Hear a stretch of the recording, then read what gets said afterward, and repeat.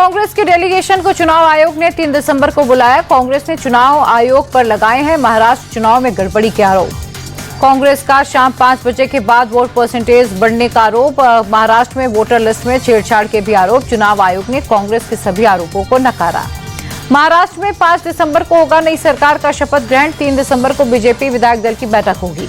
शिंदे गुट के शिवसेना नेता संजय शिरसाट की मांग, हमारी पार्टी को गृह मंत्रालय मिलना चाहिए।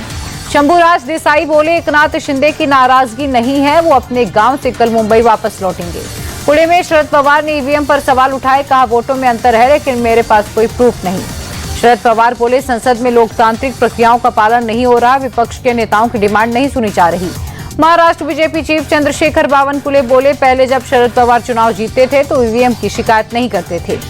शरद पवार से शिवसेना नेता शंभूराज देसाई का सवाल, चुनाव के वक्त ही धांधली की शिकायत क्यों नहीं की।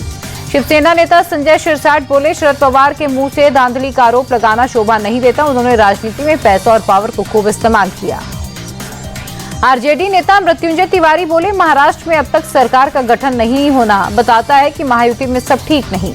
केरल के वायनाड में राहुल गांधी ने जनसभा को किया संबोधित। बहन प्रियंका गांधी की जीत पर लोगों का जताया आभार। राहुल गांधी ने कहा, लोकसभा में हम एक राजनीतिक विचारधारा से लड़ रहे और कुछ लोग नफरत, विभाजन और हिंसा की बातें करते हैं।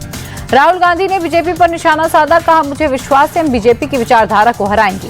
केरल में प्रियंका गांधी ने बीजेपी पर निशाना साधा, कहा हम उस बीजेपी के खिलाफ लड़ रहे हैं जिनके पास कोई नियम नहीं है।